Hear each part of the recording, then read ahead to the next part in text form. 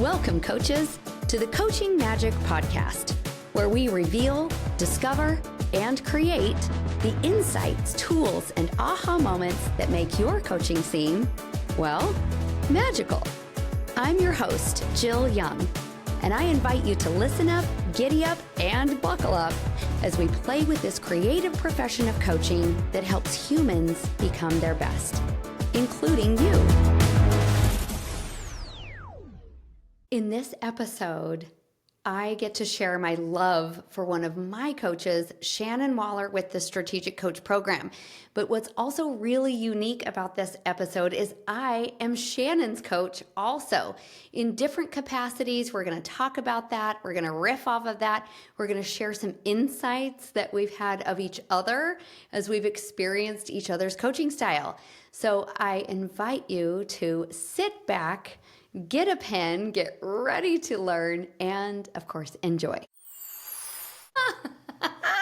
Shannon. I wanted to push record right when we got on. And it's really ironic that you said, no, don't push record. I have to put my makeup on first. So you guys, Shannon put her makeup on, so I put on also some lip gloss. So our lips are looking fabulous. But I'm so excited to have you here on the Coaching Magic Podcast. And magically, my first question for you was going to be, and it still is, about your preparation practice.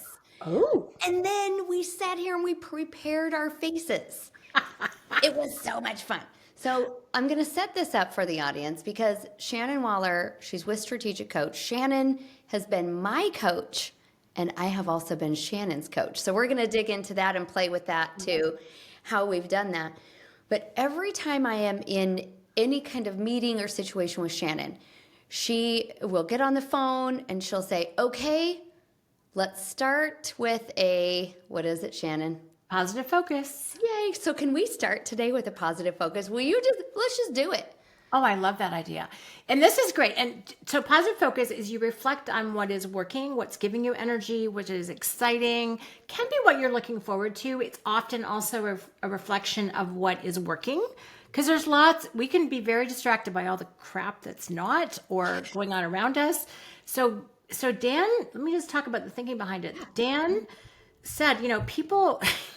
they can come into any meeting, any conversation, bothered by traffic, by what someone said or did not say to them as they walked into the office, by an email, a text that they got.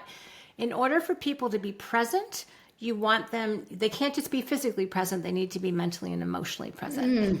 So the positive focus is a way to get everyone focused on what is working. Because frankly, if you think about any conversation you want to be having that's moving things forward, people need to be in a good place. It's so basic, but we skip over this all the time. And if I have meetings with other people from other companies, sometimes they'll just jump right into problem solving. And it's like, ugh, I don't like it. So now I train everyone I work with that every time you meet with me, and it could be 5 times in one day for some of my team members, we will be doing a quick positive focus, especially if we have something hard to deal with. So what is my positive focus? I had a fabulous week. I had a great time at the EOS Worldwide Conference where I got to see you last week when we're recording this. Just so many friends and people thanked me for co-writing the book Superpowered, and they came up to me. And some of them I knew and some of them I didn't. I'm like, thank you for writing that book, which is such an honor. I had a great date night with my husband on Saturday. My speech went well at EOS. My workshop that I attend in Chicago for 10X was brilliant, and my free zone was good. I had a love affair happening with ChatGPT. Okay, I've heard of this. A really complex issue, a team issue, and it helped me get my thinking clear, and it's now my new BFF. Love that story. And I just had a great prep call, speaking of preparation, for my coaching next week, which I'm very excited to do. So a lot of really positive things. So that's my very long positive focus. What's yours, Jill? Love it. I'm going to share mine. And because this is the Coaching Magic Podcast, I love how you did this. We just like to take little commercial breaks. The commercial break is for where you and I can point out what we're doing. So we let all of the coaches in on the magic.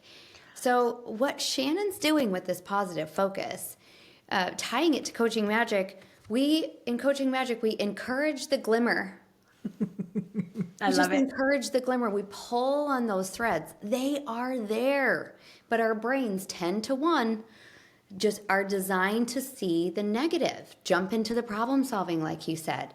And we, as coaches, one of our superpowers is to pull that thread of the glimmer. So by starting with this positive focus, you're starting by giving, in one of my books, I call it the angel's advocate. You're giving, instead of a devil's advocate, Yep. it's an angel's advocate. And Like, angels need more advocates. Just Yeah. saying. There's a lot of devil's advocates out there. that's right. We've got plenty of devil's advocates. Let's start with the angel's advocate pulling this, encouraging this glimmer and pulling this thread. So, Shannon, I've loved that tool so much.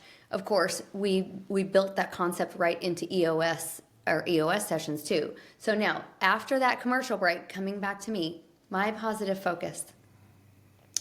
This morning was our first episode of Coaching Magic for this spring cohort. And it was just magical. It was beautiful. I was just so grateful that continually I am in awe, AWE, in awe that the right people join the right groups and they're perfect. It's a perfect cohort. Shannon, you and Dan have said something where the human, or in our case, the groups of humans, they bring at least half of the content. Yeah. And I'm convinced it is the way to coach. And maybe convinced is a strong word because I'm always open to more possibilities. But right now in my coaching style, it absolutely is collaborative. So I was very excited that went so well, and the sun is shining. And I I'm just jealous. visited my family in Utah, and that was fun. And Great. got to reflect on my entrepreneurial roots right there where I was born with my family. It's a good day to have a good day, Shannon. I love that. And I just have to say, I am so delighted, thrilled, and honored to be on the Coaching Magic podcast because you are a magical coach. I adore being coached by you, as you well know, and you absolutely bring magic to it. And magic because you can handle so many disparate and different types of people, conversations, energies, you name it, and just masterfully work it into something that actually works. And I think, Dan talks about that coaching is to the 21st century what management was to the 20th. And so I think, Whoa, time out. Can you slow that down? sure I would can. like to really receive that, and we're gonna listen, if you're a coach listening to this podcast and you're listening at 1.5, slow it down to 0.75. Shannon might sound drunk, but she's gonna say it again. no, I Hold on. talk fast. It'll just sound No, I normal. love that. Okay, say it again. So Dan Sullivan, very clear. He goes, I think that coaching is to the 21st century what management was to the 20th. Whoa. Yeah. And so I think, I see managers who are still trying to do things the old way. We're now in 2025, and it's old. People want coaching. We can get management from technology. Thank you very much. We can have someone give us our a platform, give us our to-dos. What we need as humans is coaching. And so the opportunity for coaches who are, that's the profession, but also frankly, anyone who wants to be frankly a little bit enlightened in their leadership. This is so important what you're doing, Jill. Like, thank you. And the name of it is So You. It's ridiculous. So I love every second of that. But I think I don't think I even clued in that this, I'm like, yes, coaching magic. And I think what you're doing and what we're talking about is vitally important for the health and growth of people and organizations and all the things. So just needed to say that. Thank you. And I received that reflection. There's something that I'm noodling with and maybe it's coming off of the EOS conference, lots of appreciation for what I do, for the content I put out into the world. And it has not always been a comfortable path for me to receive reflections of what I'm putting into the world. Really? Yeah. Why? Okay, tell me more about that. Why is that the Okay. case? Look what's happening, everybody. Shannon Waller just got curious about what was in my mind and heart. And she said, tell me more about that. Thank you, Shannon.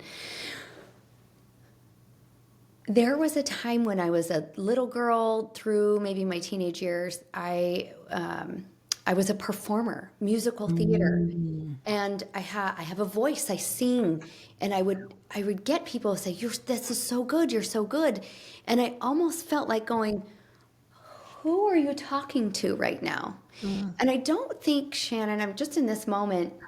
I don't recall thinking, "Oh, I'm not a good singer," like going, "Oh no, that's not me." There's a space that's always known. Yes, this music comes out of me, and it's delightful. It's this beautiful music, but it felt like they were talking to someone else. So I feel like I'm just learning to acknowledge that this mass of matter that is my body is seen and witnessed by other magical human beings, of spirit, of enlightenment, when they're touched. When they're touched, and they just reflect it back to me, and I'm just learning to embody that. That's the word. Just embody, like let it come and just sit for a minute. And it just wasn't always easy because I didn't think it was really me. Yeah. Thank you. Yeah. Well, it's interesting because, and there's almost a spiritual element to this. Sometimes Let's let it be spiritual all the way if it wants to be. I figured That's you'd fine be into too. that. It's like when we're really present with our audience, whomever we're working with, could be one person, could be a group of people. As a coach, who you are can disappear. Who I am can disappear because the tension is so not on you. It's 100% on them. And then magic happens. And you're like, well, I didn't have anything to do with it because you weren't aware of you in that moment. And people do reflect back to you. That was incredible. And I like it when I disappear. But I also have to appreciate that I am letting something, whatever you want to call it, come through me, that I am the vehicle, I am the pathway, I'm not the obstacle or the obstruction. And somehow it's this flavor, this tone, this note that is landing and working. So I can take credit for the being a good vessel. I don't always think the message is mine. Sometimes I'm like, I don't know where that came from. That just sounded cool. I'm like, oh, that was good. And I just said it. And I didn't realize it was cool until after I said it. Yes, I do that. I'm like, whoa, that was really powerful. And I'm writing down what came through my mouth. Yes, came through, right? But it came through your mouth, nobody else's. Yeah. And it's a partnership. It's a collaboration. The cool thing is it's not ego. When you've got the right handle on this, it's not ego. I'm just grateful. Like, just grateful to be in the room where it's happening. yeah, I'm grateful to be the conduit. Put it that way. And the more present I am, the more I'm coming from gratitude, and frankly, the more knowledge I put in my brain. So I've got resources and tools in my backpack that I can pull out for people, the better. And what closes it off actually is me thinking that I have all the answers. So beautiful, right? Like that is so true. That's BS. That's not getting me anywhere, and nothing comes through. I have no connection to anything divine or whatever you want to call it if I'm being egotistical, which is interesting. Partly why I love coaching so much is because that is when I disappear. I don't experience much ego when I'm coaching. There's other situations where it's all about me. Thank you very much. But I get to be my best self when I'm coaching. which is why at Coach we call it unique ability, because it's what I love to do, what I have a passion for, what I'm highly skilled at, where I have superior skill, and it's just a joy. It is so much flippin' fun, right? And so that's why I love coaching so much, is because that's where I get to show up as my best self, which means not much. It's not about Shannon the ego, it's about Shannon the contribution. Does that make sense? It's landing so beautifully in my soul, Shannon. This this space where you are 100% present. Yes. I love this paradox because you're saying it's not about Shannon, but you're in your 100% Shannonness. My most connected, expanded self version of Shannon. Connected, expanded self. What luxurious words to just hang on. There's a woman who was in the previous cohort of Coaching Magic, and we were playing with the word magic, and there was this definition and this definition, and everything is allowed. We like swim around, and she's like, okay, I need to know, what is this that we are talking about? What is the definition of magic in this context? What is it? And what came out of my mouth, and again, I've read and I've been coached, and all of these things that I put in my brain and I let them sit in my heart, was presence. And you use that word 4 or 5 times in describing what we're calling this coaching magic. Now, Rich Litvin, he's co-author with Steve Chandler of Prosperous Coach. He has this phrase or quote. It's coaching isn't magic, but it is magical in its effects. Ooh, I like that. Isn't that fun? It's just such a fun paradox to play with. I like it's that. magical in its effects, because I really do think that, Shannon, sometimes you've probably had this happen too. You're in a coaching situation and someone says, Shannon, how did you do that? How did you transform all my thoughts with one question? I have been in that situation where I've looked at you and said, Shannon, how did you do that? And so it appears and it feels like something has transformed instantly. And because we cannot see it with our eyes, but we felt it happen, we can't see all of that technology happening, we call it magic. We call it magic. True. But I love how you brought us back to its presence. Yeah, it really is. I just had a thought that I want to share, and it's some brilliant coaching that I got, and someone complimented me on it the other day. And it was interesting. And so someone, and I can't remember exactly what they commented on, but you'll get it in a moment. And they basically said how the whole room was mine. And so at Coach, we have rooms where there's, in my case, there'll be 41 people in my workshop next week, roughly. And per what I was just told 5 minutes ago.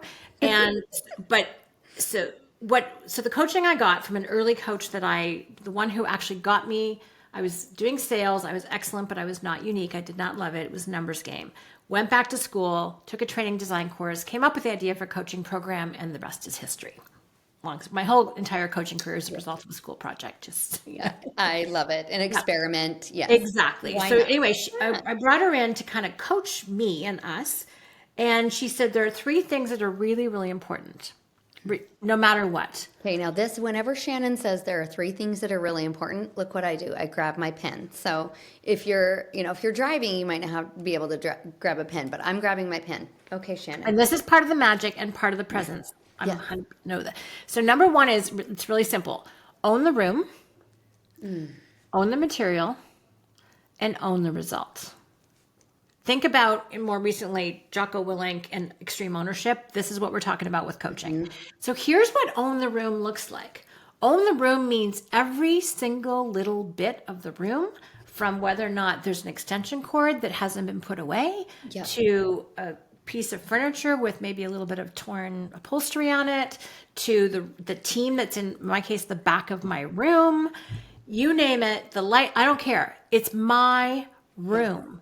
And let me tell you a story Yes, where I please. didn't own the room. So this person that I'd hired, her name is Merle, and she was kind of evaluating my coaching. Okay, early days. And I still had people evaluate my coaching, to be clear. Why So not? anyway, I realized I took my attention to the back table, but I stopped. Well, it's interesting. Our team is a great team, but they were chatty and they were doing things and it was distracting me and all the rest of it. And at the end of the day, Meryl says to me, "You didn't own the room." I'm like, "Yeah, but you were at the back." She goes, "Doesn't matter. It's your room." And I was like, Ooh. and it's interesting. So I'll go and work with entrepreneurs and their teams. One of my favorite things to do on site, we call them on sites, it doesn't matter where they are, but we call them on sites. And I am fully in charge. The owner, the person who's hired me, is not. For that day, it's my room. And you know what peace that gives them? They don't have to be in charge because I am. And and I'm on their team for that day and for however long we work together. But it's so powerful. You own the room. You own the material, which means you know it. I fill out the exercise. Shannon, I got a timeout. I got a timeout before Yeah. we leave Own the Room. Okay. Because this is so powerful. In coaching magic, we call it create space. Here we go. Yes. Create space. And it's physical and it's energetic, but you just gave us a master class in creating space, owning the room. You take your energy to not to just the humans. You took it all the way to the back corner. All the way. That is your space. Yep. Oh, that is so beautiful. And so I do, before I walk in for a speech, I need to see the room. Yes, me Right? too. Energetically, I need to see the room. I need to Yes. own the room. And there's, people can do space clearing practices or whatever to make sure it's really clear, whatever you do. But it's like, physically, I need to see it. I don't care if it's for 1 second through the door, even if the hotel room is locked. I have to see the room because then I can own it. Until then, I'm not just a speaker and I'm just going up to the stage. No. When you're in my room, you're in my room. Shannon, I love this so much because you're revealing your coaching magic to us. And because I have been in your space so many times, it's like Tetris, everything's just falling in. It's like, well, of course she does that. Now we're going to stay on create space we're going to twist it just a little bit. Okay. Because the other thing coming to mind for creating space is that I have come into your space and I have owned your room. And I have thought to myself, sometimes in reflection, because I'm a big fan of reflection, but sometimes in reflection, I've thought to myself, how in the world is Shannon sitting there in that chair in her room where she does her coaching? And you guys, if you can see me, Shannon would sit like she could sit back. And she was writing notes and she was engaging in this, like more of the receiving type energy. Whereas, 2 days before, possibly I'd seen you up there owning the room. Yep. I'm just wondering, was there anything energetically where you transferred the room to me? Did you unwind your energy from the room? Or did I just come in and take it? That's a great question. And I think I immediately, what jumped to mind was I only would hand over. It's a little bit like leadership. Do I need to be the leader in every single room or situation? No, I do not. I don't. Me neither. No, in fact, I only want to do it where, frankly, I should be doing it. And there's lots of places where I should not. Right. So it's a lot of respect for other people's leadership. But I would say the number one reason why that happens is I trust you. I do not hand over ownership of the room or anything else to people I do not trust. And if you think about, I'm on DISC, I'm a DI, so dominant, inspiring person. It's just entertaining fact. I actually show up as ID, which I translate to, I'm going to try, which is influencing. I'm going to try and influence you. And if I can't, I'm just going to tell you. That's what it looks like. Yeah. But a D personality needs, and a lot of entrepreneurs are this. So if you're working with entrepreneurs or you are one, When they told me that only 10% of the population are D's, I'm like, then I must know every single flipping one of them. That's all I work with. But D's respect power. They respect strength. And if there's a power vacuum, they will feel the need to fill it. So don't be weenie. Don't be wimpy. Don't be a jerk either. Right? I'm serious. I use this word. Yes. It's a technical term. Yes. But it's so, you just have to, and you have, it's an energetic thing. You have to extend your energy to the room and have it be inclusive and warm and hold people. Like I work very intentionally, quietly, to create a safe space for everybody. Entrepreneur, team member, team leader alike. That's my jam.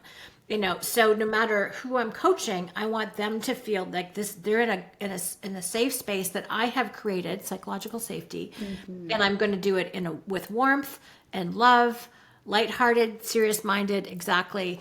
That's how I'm going to approach the situation. And then they feel safe and they can relax. And how much do I love being in your room? Because I can friggin' chill out for a change. And I get to think my own thoughts. I don't have to think about everybody else. I can just think about what's my contribution to this conversation.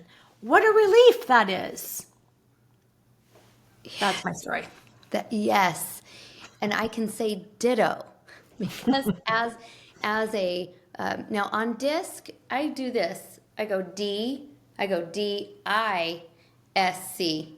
Did you see my D? I did. See, that's all I remember the image. My of it. C is like a 7. It's as close to the bottom you can be without actually being on the bottom. Me too. It's so far. So if I'm a D-I-S-C, am I a dominant I? Your ID, yeah. I'm an ID. If your D is above the midline, Yeah. then your ID. So you are, I'm like you until I get frustrated and then I just take over.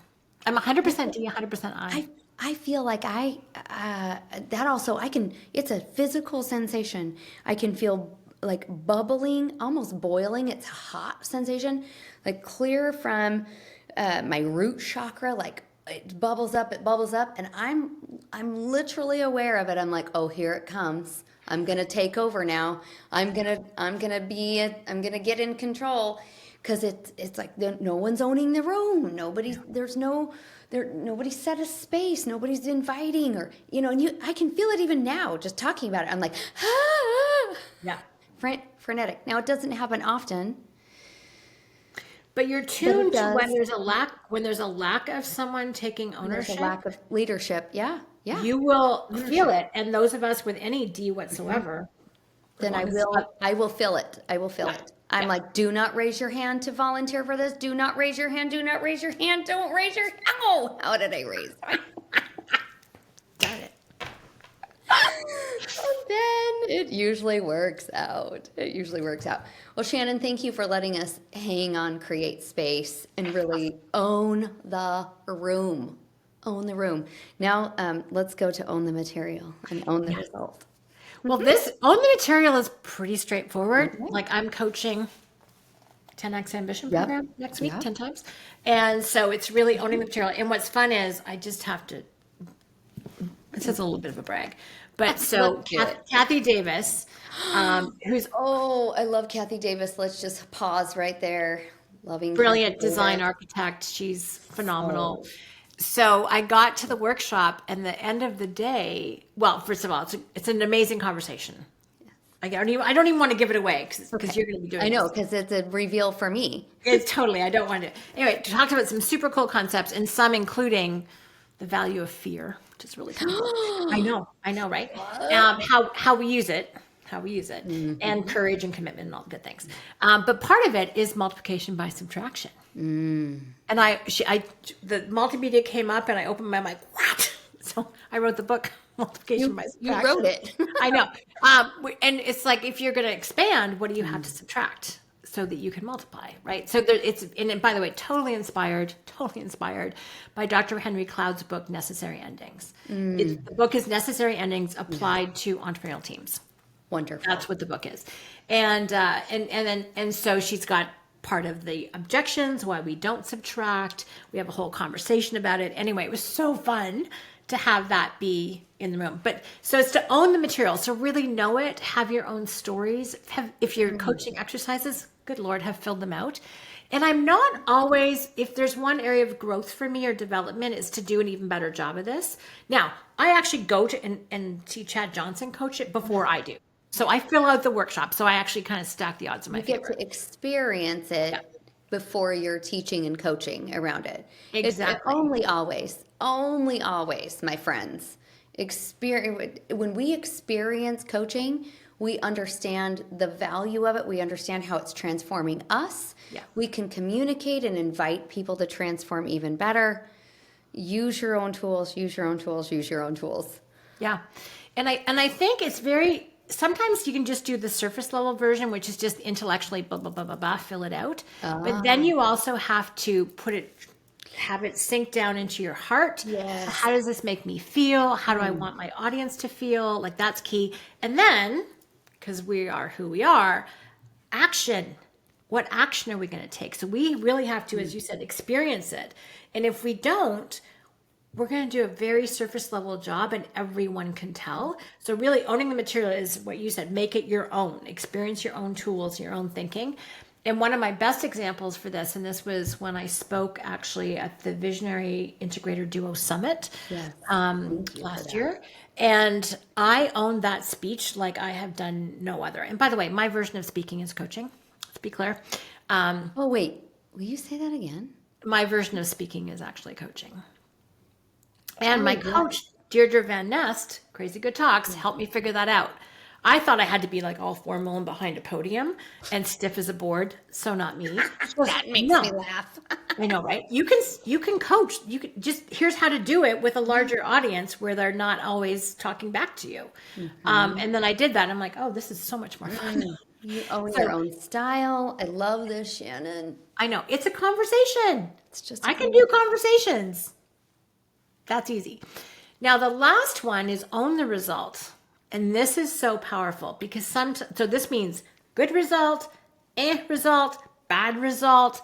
You own the result. So that means you take complete and total ownership over the entire experience that people are having and the feedback that you get, which is really, really important. So you don't go, oh, well, I didn't do a good job because this didn't happen, or the multimedia was wrong, or so-and-so was a jerk, or something happened. Like, baloney.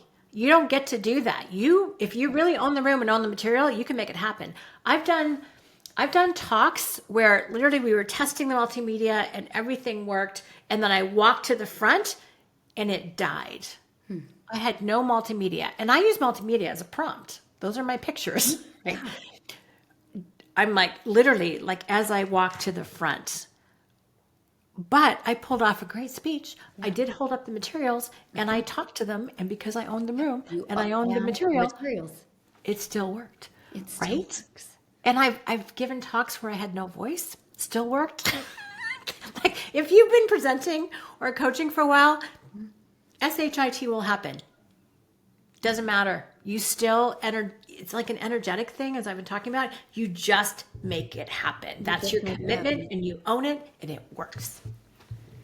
Okay, we are going to geek out on this one. This is going to be great. It already is great. Own the result. I love this. You're taking responsibility.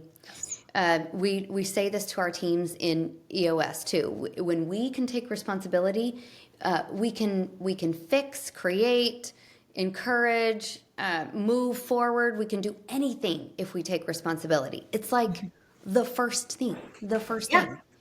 And now I want us to riff on how that it perfectly flows with this 11th element of coaching magic. We stay unattached to the outcome. Yeah. And some people listening here might be thinking, oh my gosh, own your result, unattached to the outcome. They're on opposite sides. No. They're contradicting each other. And Shannon is shaking her head, and I'm also shaking my head. Let's go. We're going to layer deeper, because if we just look at it right here with our brains, we could say, own the result, control the room. No. It's not a control the room. It's own it. Take responsibility. There are going to be, Shannon spelled the word shitty. I'll say it. There's going to be shitty. There's going to be, everything is allowed. There's going to be things that come in. Everything is a gift. Shannon got an experience of doing a speech with no multimedia. What a gift. So let's riff on that. So here's the cool thing about the word responsibility. Everyone takes responsibility as this heavy weight. It basically means taking the blame. That's how people have, how they use it. Let me just use that term. Here's what responsibility actually means: able to respond. It's different. Able to respond means, so that means you're creative in the moment. You are present. You can deal with whatever's happening. And if someone really, okay, so I just got my speech ratings back today from the speech I gave last week. And I had like tens. Dr. Jean was amazing. She goes, Shannon was great. Rate her a 10. Thanks, buddy. Appreciate that. And then one person rated me a 1. I'm like, I laughed out loud. Yeah. It was really boring. Everyone else is like, this is fantastic. I loved it. Blah, blah, blah. I did talk too fast. That is true. But I'm laughing. I am able to respond. I'm like, okay, good to know. Clearly not in the right room. Whatever it is, I don't have to be mad. I don't have to, I'm unattached to that. I can take it as information and feedback to get better, but I don't have to like die at the effect of that. I can be creatively able to respond. We pointed this out in the workshop. I'm going to throw that other word in there too. Curious. Yes. Curiously able to respond. I did the same thing. I got the results probably from the same conference. Got the results back, and a lot of the tens and the insights that they were reflecting back to me. I'm like, I didn't even know that, and they got that insight. I was the one that delivered the materials. But then I got a few things that were like, this is nothing new. There was no application here. And I took that as something very curious. I'm like, I wonder if there was enough application. Not beating myself with a hammer, but just examining it with a flashlight. So unattached to, if I don't get all tens, then but still owning the result. I just, for 2 minutes, I'm like, how can I get curious? Was there enough actionable stuff in there? I counted, when I went through it, I'm like, yeah, there was like 9 things. I think that's enough. But it gave me a space to say, just be curious. Be curious about that. I still owned it, but staying unattached. Attached doesn't mean you don't care. I think that's an important distinction to make. You care, you're curious, you're present, but it doesn't mean victimized by it. I think that's another way to hold that. Scale. Yeah. Yeah. And I'm going to take the average, which was like 9.6 or something ridiculous. I'm going to like check mark on that button. Good. Purple fingers. Right. But it's like, I'm going to be able to respond. I am going to own that result. And for one person, wasn't a good experience. I'm like, okay, if I could talk to them, I would love to know more. And it's interesting because anytime there's a conflict between people, for example, I've been handling a couple of those lately. It's like, I can be like, me, like, oh, I don't want to talk to them. They're bad. They're wrong, whatever. Or I can be like, whoa, I wonder where they're coming from. And then when I'm in my more enlightened myself, that's what I do. And I had 2 conversations, and people were so grateful that I took the time to find out their perspective. Now, their beef wasn't with me, so it was easier. But it was like, it's so cool to get curious. And then you get this whole other insight and this whole other take on things. And it's fascinating. It is so cool. And if I was like so attached, if my ego was attached to the outcome, I'd be like screwed. But if I'm unattached, and simply own it. Okay, that was someone experience. Okay, I can be able to respond, and it's so much more of a creative space to be. And I love Dan pointing out that reactive and creative have the same letters, only rearranged. How cool is that? I love it so much. I know. I'm going to rearrange my response and have a creative response to this. Thank you very much. There you go. It's so juicy. It's one of those things that in language, maybe they were little breadcrumbs that we left for ourselves as the human race was creating language. It's like, oh, it's so juicy. Creator, reactor. Oh, love it. Shannon, there was one maybe a couple of years ago where you shared something similar to these 3 things, and maybe that this word words flow, words flow. But I remember you shared with me, own their experience. Oh, And it was maybe in a different tool, okay. but it's dropping in now, and I'd love to just share, maybe both of us share, but mainly from you, like how do you help the human or the team or the group that you're coaching really engage in the coaching? I remember one of the things you shared with me was, and I probably experienced it from you many times too, in owning your team's experiences. You would say things like, okay, here we go. Now pick up your pen. Little clues, like here, this is coming. This is Right. coming now. Get ready to share. Another one is I like, there's 30 seconds more to think. Yes. So these things that you're doing, some people would put that in a facilitation category. And facilitation is also a beautiful skill. How do you, or can you highlight some of the things that you do for your teams where you're really helping to own their experience by sprinkling these little bits of coaching magic throughout the day? Can you reveal some of it? Yeah, my dog's barking in the I love background. dogs. It's adorable. My husband's coming home. That's why. It's real life.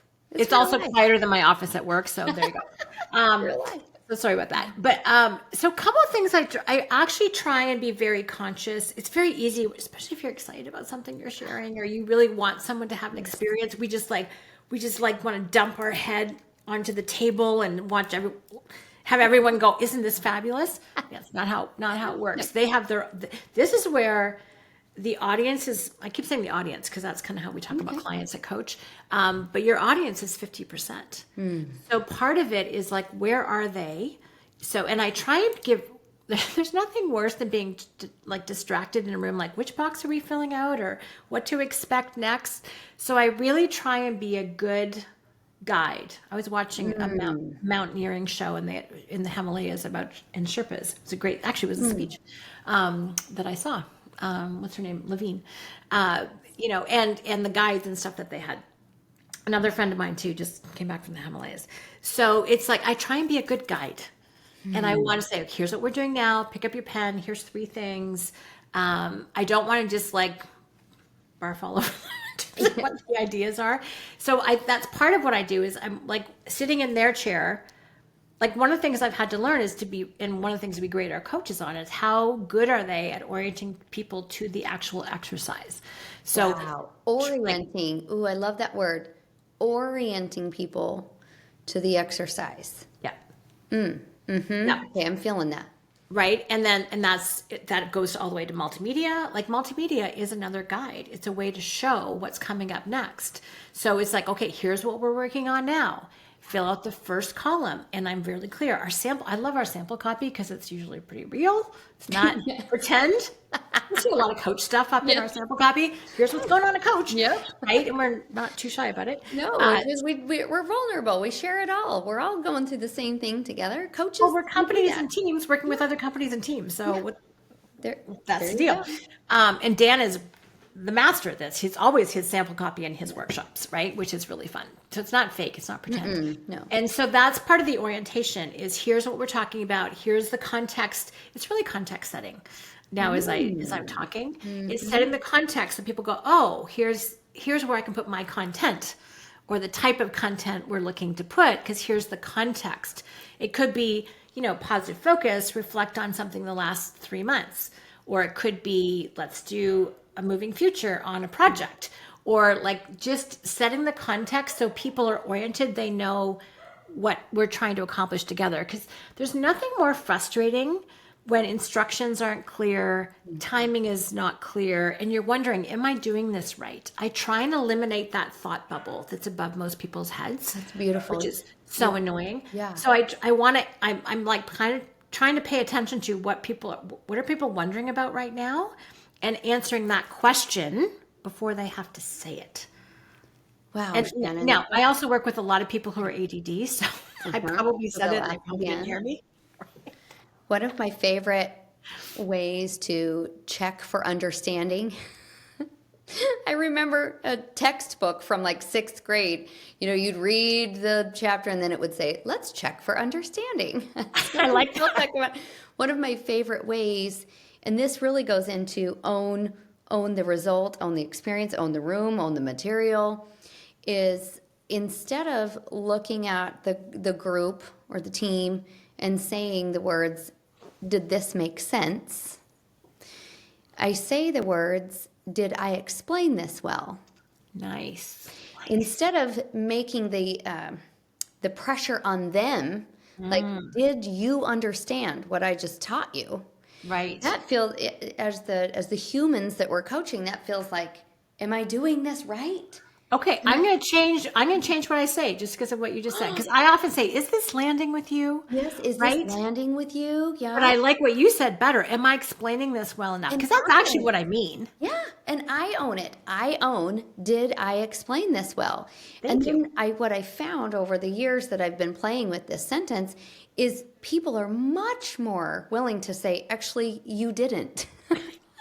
But that's what I want. Yeah. That's my desire, is to see if we are on the same page. If we've removed roadblocks, obstacles for the people we're coaching, so they can focus on themselves and they can unfold into their own magic. So thanks to your coaching, I am going to change what I say next week. That was just an offer. Like, hey, here's something that's cool. Yeah, exactly. That's what we do on the Coaching Magic podcast. But the last point about this for me is that it means I have enormous respect for to whom I'm speaking, and I'm honoring their participation. So it is the opposite of a lecture. And we've all been in school where people lectured at us and our understanding was up to us. Thank you very much. Whether or not they were at all articulate or clear in their communication, which a lot of times they were not. And it's just like, ugh. Plus also we were getting dumped into with no chance to kind of converse or interact with the information or the learning. And so coaching is interesting because actually another cool point that Dan makes is coaching is asking questions. Really good coaches ask really good questions.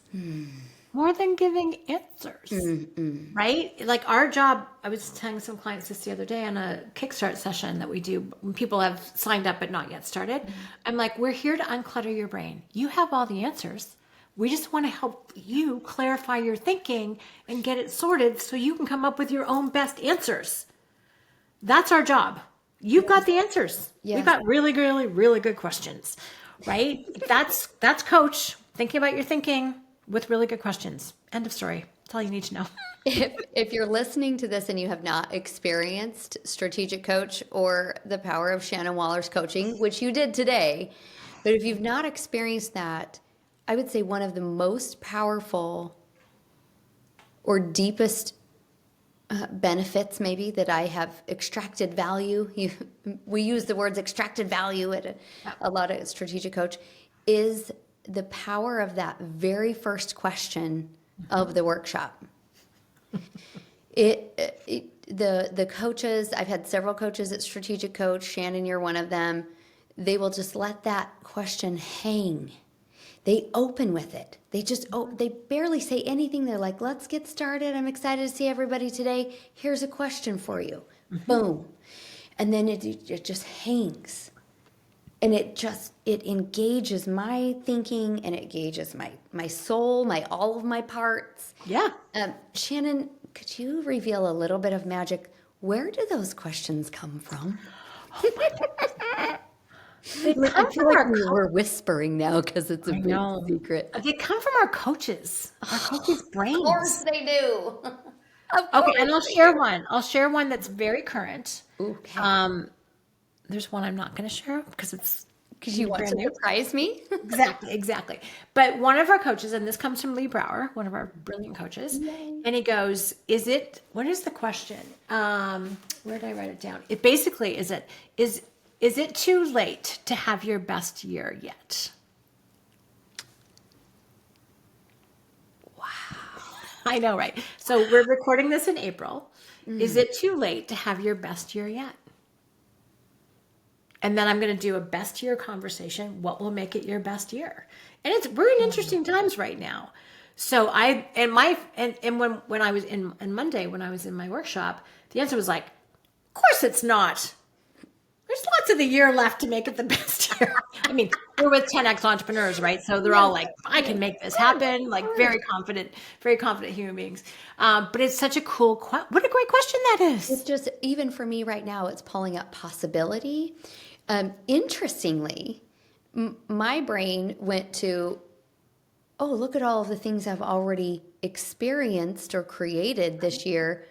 I wasn't even thinking about, oh my gosh, this is my best year yet. Which is what a great insight. I'm turning 50 in a few weeks. And it's like, how, I know some people who are like, oh no, I'm 50. I'm like, oh my gosh, I'm so excited to be 50. Yeah. But just thank you, Shannon. And I wonder if that would be really fun to do a podcast on the elements of a really great question. I could get so nerded out. But one thing that I've experienced in your coaching with your questions, with the questions at Strategic Coach, is they are not leading. They are not leading or manipulative at all. They are so open. Yes. Where my brain went to, what have I already done? And Which is wanting that. And it was, yeah, you might go, woo. check. I've already got my best year. Thank you very much. Right. Or how cool is does that? it expand better? Or what does too late mean? Is it ever too late? I mean, all kinds of things. So I'm wondering if one of the elements of a really great question is, it's so expansive. Well, clearly it's not attached to any outcome. Okay, perfect. I'm unattached to the outcome. And this is what Dan will say. And he said, and he tries to drill this into everybody all the time, including salespeople. It needs to be a question you do not know the answer to.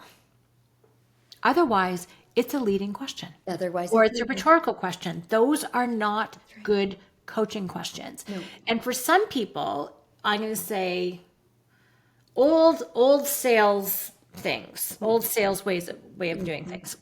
It's a very inarticulate sentence, but you know what I mean. Old sales approaches where like you'd ask leading questions and you would lead them down this garden path to get them, which is, I don't know about you, but I've got like, I can see that coming a mile away, and look how fervent I just got. Like, look at my energy. I'm like, it feels manipulative to me. It is manipulative. It's the opposite of coaching. Yes, 100%. So, because that's trying to get you to where they want you to go. It has nothing to do with you. No. They just want you to be a good little peon and do what they tell you. And give them money. Yeah. Both you and I are very allergic to that, and hopefully everyone else is too. Allergic. Thank you. Thank you for that word, because it just lightened it up a little bit for me, because I'm like, gross. Yeah, gross is right. Manipulating people. I don't like that. I just don't like that energy in my body. But when you said allergic, I'm like, oh, okay. I'm just allergic to just that. Thank you. So like an open-ended question, but even that isn't really clear enough for me. And Dan is always interested in questions he does not know the answers to. So it's like, is it too late? What would make it your best year yet, Jill? And thank you. You just recontextualized me turning 60. So thank you for that. And now I'm going to make it my best year. This one, my best year, which is very cool. And so it's like, and you see the lights go on in people's heads, in their eyes, when they're like, oh, this is really cool. And then you can have a really rich conversation. You can't have a rich conversation if you think you know all the answers, or you're just trying to get people to say what you want them to say. This is why this whole, your audience is 50%. It's a creative act. And as prepared as you can be with the materials and everything else, it's like Mike Tyson. As Dan says, the philosopher Mike Tyson. Everyone has a plan until I punch them. So they have a vote in the So if you're like, okay, I'm going to do my 50% as brilliantly as I can, and they're the other 50%. So the question is that opening to them. It's like, hey, what's your experience? That is eye-opening. That's enlightening. That's inspiring. That's fun and So creative. fun. But you have to be willing, and some people are not. And we've noticed this with salespeople in our company and other people when they come in from the outside. They're not willing to ask questions they do not know the answer to. So we have our R factor question, our relationship question, which is a 3-year one. Some people won't ask it because they don't know the answer, and they're not confident in their ability to respond to a question they do not know the answer to, which is weird to me, because how can you create value for someone unless you know what they're up to? And then if you can't, you should just say so. I don't know, it's weird. But am I explaining this well enough? Yes, I knew that question was coming. I felt it. I was holding it. I'm like, here it comes, here it comes. Yes. Am I explaining You it well? did. Yeah. You explained it so well. And I'm going to wrap us right back around to where we started. To own the room, own the material, own the results. And by staying unattached to the outcome. And then the definition of magic of presence. And when you can do those 3 things and you prepare, Shannon prepares, she prepares. And you get in there and you just let it fly. Yes. You let it fly, then, and you are present, then clearly if somebody responds in a way that you've never heard before, you're going to have the response ability to that. Yes.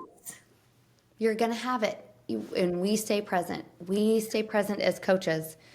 Present, loving awareness. It's the bomb. And that's what I experienced from you, Shannon. Thank you. I'm so glad you said the word loving. Because there's something about what, and this is why I love coaching, is I get to be loving. Yes. My heart is open, and my clients know that I want what is best for them. And my team knows that too, which is actually very lovely. And there's something when you can be loving with people, they feel it. You can get away with quote unquote murder. Not really. But I will say some things to some people, and this was more of a one-on-one. So this one guy just did this team thing. I'm like, John, what did you just do? That is not very effective. He goes, Don't do that. no, he's like, oh, I know.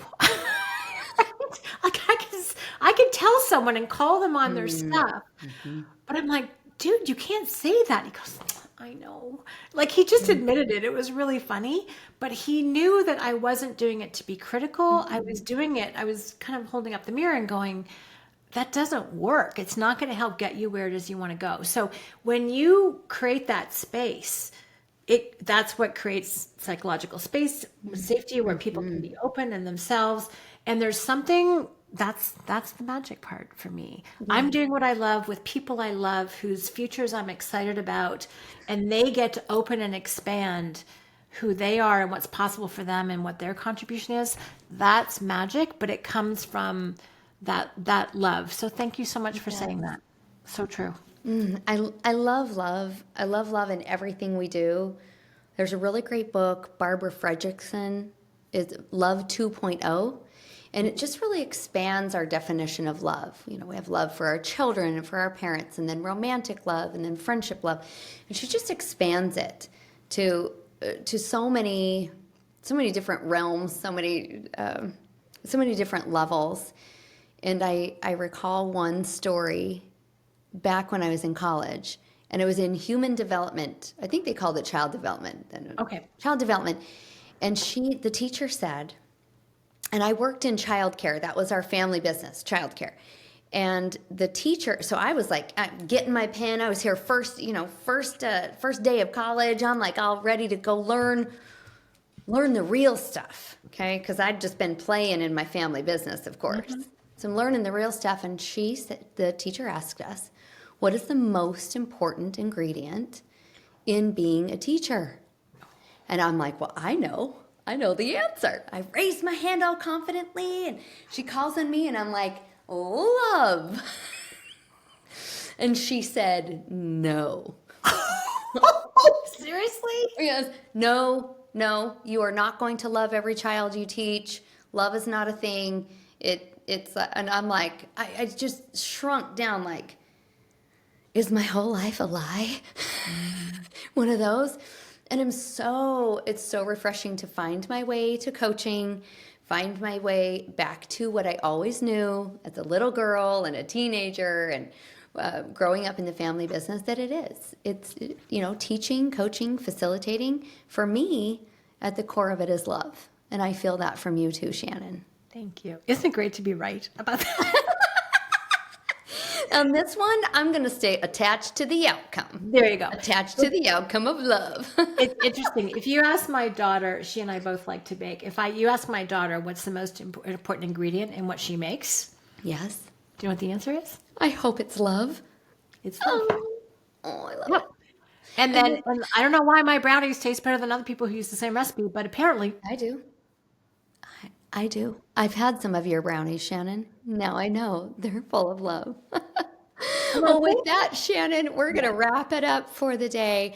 There's so much more we could geek out on. So I kind of think you might be a regular coaching magic correspondent for us on the Coaching Magic podcast. Oh, thank you, Jill. This is I have to tell you, it's so rare that I actually get to talk about the verb coaching. It's so, like, the topics I coach and the rest of it, team stuff, I talk about that stuff all the time. But to actually talk about coaching, oh my gosh, I am like so lit up right now. It's not even funny. Thank you for doing what you're doing. This is a huge gift. And thanks for sharing your magic. I love it. We're just on a mission to reveal the magic to the whole world. Eventually, my hope is that every human on the planet has access to a coach who can create a loving, aware, and present space for them. What do you think? What possibilities are out there in our world if that were to happen? Humans will become the best version of themselves, which is pretty spectacular. Thank you. Thank you, Shannon, for being my partner in coaching. Absolutely. I love you. I love you too. Thank you for playing with me today in the land of coaching magic. If you want more magic, I invite you to explore www.jillyoung.com. This is where you can see all the shenanigans I've created for you to expand your world of coaching. See you there. And remember, you are magic.